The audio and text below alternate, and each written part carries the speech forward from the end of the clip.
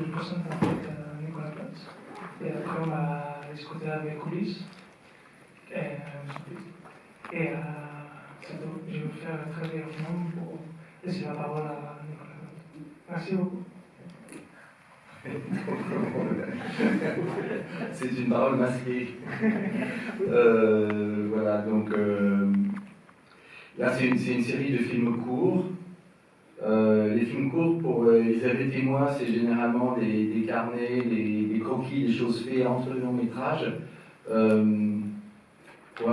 Ça fait partie d'une série qui s'appelle Dialogue clandestin, qui est une manière de rompre avec le film qu'on vient de faire et puis de préparer le film à venir. Et donc voilà, les formats sont différents et on a essayé de réunir une série cohérente avec aussi en accent ces films-là, ce programme sur le travail de musique qu'a fait Ulysse sur l'ensemble des films. Donc, et qu'on propose donc de discuter ensuite avec Ulysse après la projection. Donc j'ai arrêté de parler et puis on va démarrer.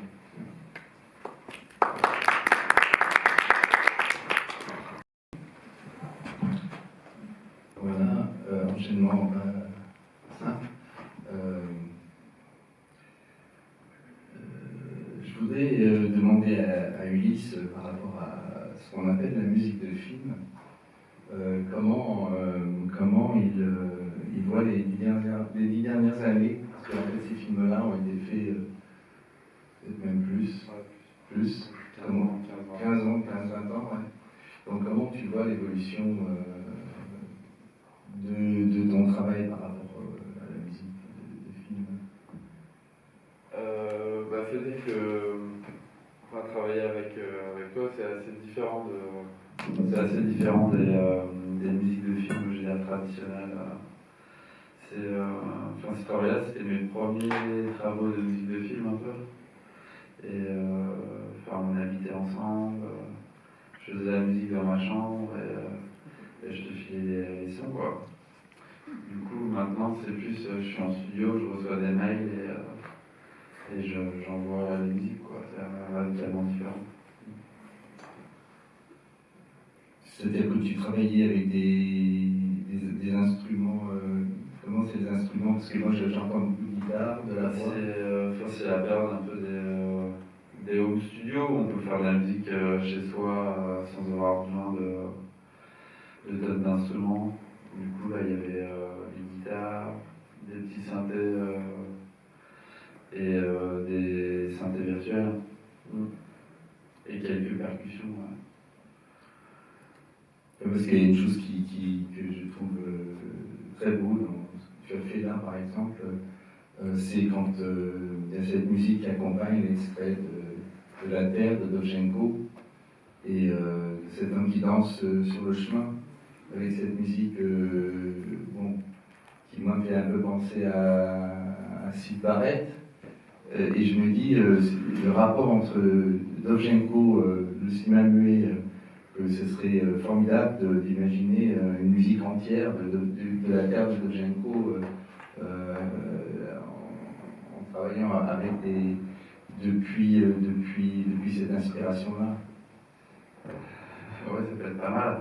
Ensuite, là, ce qui était bien, c'est qu'il n'y avait pas de... Déjà, c'était pas un genre de commande, c'était vraiment du hasard, en fait. C'est le hasard qui fait que ça... Je pense que ça fonctionne. Enfin, je sais même pas si cette musique, au départ, était faite pour être placée sur ouais, c'est vrai que Ulysse faisait des musiques pour Elisabeth et moi, et que les musiques, on les pardon? Tu dis? Non, je disais bonjour. Bonjour. Et donc les musiques, on les recevait au fur et à mesure et on les faisait. C'était pas des musiques précises sur des moments précis. C'était des musiques qui traversaient l'appartement où on vivait et qu'on entendait et qu'on essayait ici ou là, ici et là. Et ouais, il y a cet élément de hasard, mais en même temps non, parce qu'on écoutait beaucoup de musique de toute manière en général et que découvert plein de choses dans les musiques que tu écoutais, qui ensuite sont rentrées dans les musiques qu'on écoutait. Mais moi, dans chaque musique que j'entends, je me vois à l'époque ce que j'écoutais, quoi. J'essayais de faire un peu le même genre de ce que j'aimais beaucoup, quoi.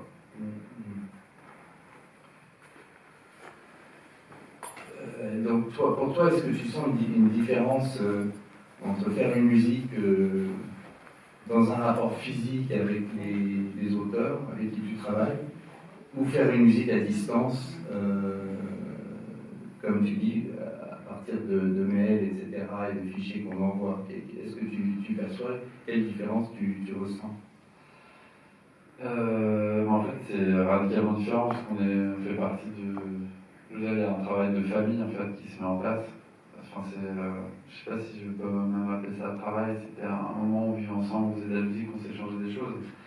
Et maintenant, c'est ce qu'on a. Enfin, c'est plus des commandes en fait. Du coup, c'est radicalement différent. Enfin, je reçois des films avec des passages précis où il faut que je mette la musique pour changer. Parce que je sais pas, il n'y a pas la musique, les droits de la musique originale, ce genre de choses. Du coup, c'est complètement différent. Là, c'est un peu la différence. Ouais, comment dire ça? Parce que Ulysse a fait une partie de la musique de La Question Humaine avec Sid Matters. Tu as enregistré avec eux. Ensuite, tu as fait la musique de Low Life avec Romain Turzi. Et Berwickland, Fugitive Code.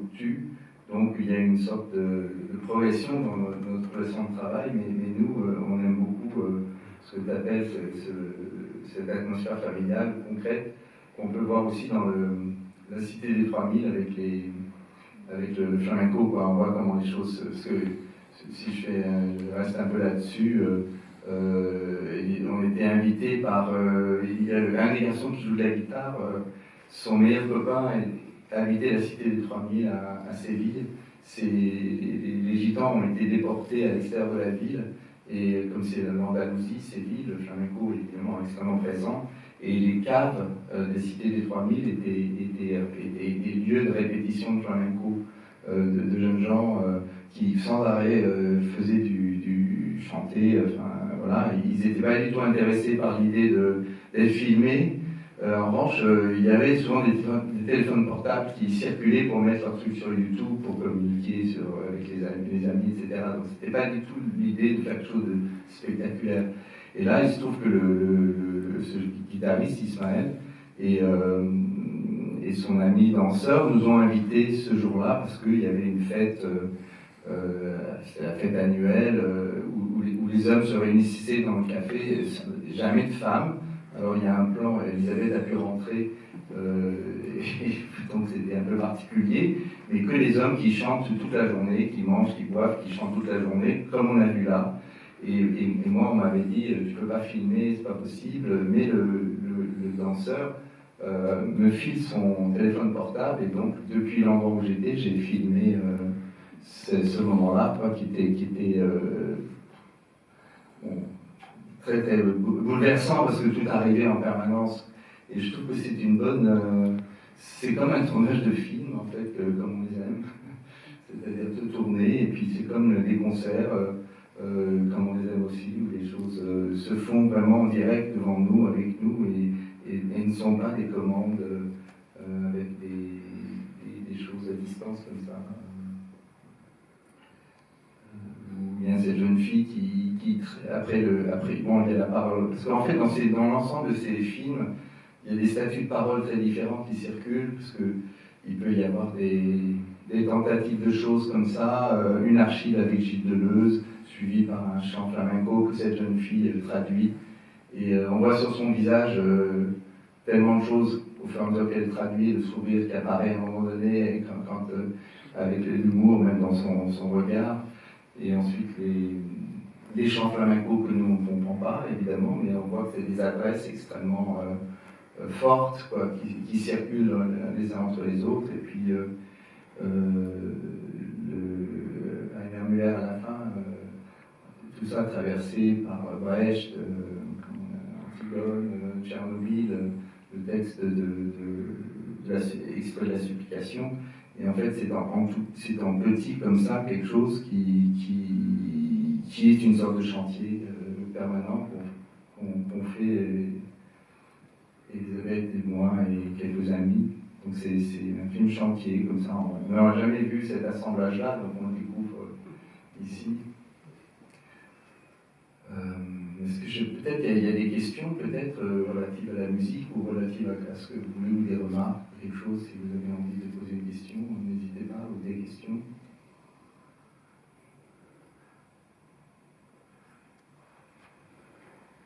Moi, je veux bien qu'on anticipe, si vous voulez bien, sur la séance suivante, qui est celle de Low Life.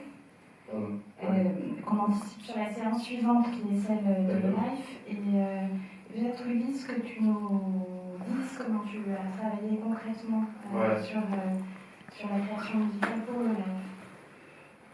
Faut que je me remette un peu dans l'époque, hein, pareil. Ça s'était fait. Alors c'est un peu, je pense, ma première VO sérieuse où, enfin, je veux dire, prod, un temps de travail précis, etc. Et je sais pas trop pourquoi, mais j'avais envie de le faire avec un musicien que j'aimais beaucoup à l'époque, de faire une collaboration sur une VO. Et du coup, j'ai appris beaucoup sur tout ce qui était le monde des machines, de les synthés, tout ça, et les câblages. En gros, les premières séances, c'était j'allais dans son studio et on a enregistré 3-4 heures de musique, quoi. Et ensuite, j'ai essayé de ranger un peu tout ce qu'on avait fait. Et ensuite, je soumettais ça à mes parents, voir un peu comment ça pouvait coller. Et on testait pas mal au montage. Je redécoupais un peu tout. Et ensuite, j'ai rajouté mes musiques, moi, un peu perso, pour, je sais pas, parce que ça collait bien avec l'univers un petit peu moins électro que l'univers de Romain Turzi, qui est un peu plus club que ce que je fais d'habitude. Du coup, l'idée de la VO, c'était pour moi, c'était une expérience électronique, quoi. Voilà.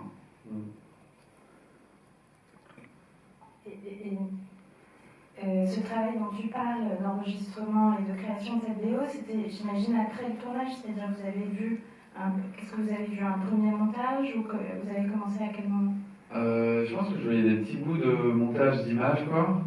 Et ça se faisait sans trop, à cette époque-là, il n'y avait pas trop de réflexion sur qu'est-ce que tu vas faire, etc. C'était assez instinctif. En général, quand je travaille avec mes parents, je fais la musique que j'ai envie de faire sur le moment, donc c'est un peu, je m'explore moi-même et puis on voit ensuite comment ça marche, et bizarrement ça a rarement mal marché, enfin je sais pas, ça se collait tout de suite assez bien, quoi. Ensuite c'était les premières fois où j'avais un peu à découper pour que ça aille au début de scène, fin de scène, et ça j'aimais pas trop, je me souviens que c'était un peu la première fois qu'il fallait un peu tout couper, les trucs et tout, ouais. Voilà. Bon, on avait quelques musiques au début. Tu avais fait quelques musiques avant le tournage qu'on écoutait. Pour des scènes in. Ouais. Des musiques pour. Mais c'est vrai que c'est plus des matériaux comme ça avec lesquels, même au montage, il n'y a pas une chose. Enfin, moi j'ai l'impression que parfois au montage, sur Low Life, quand on se sentait un peu coincé dans le montage image, on appelait Ulysse et on lui montrait, voilà, qu'est-ce qu'on pourrait faire pour ouvrir, que la musique est là souvent pour ouvrir l'horizon, pour que le film prenne une autre direction.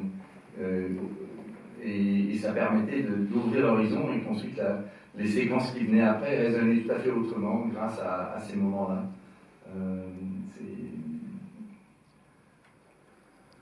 J'aime bien de ça.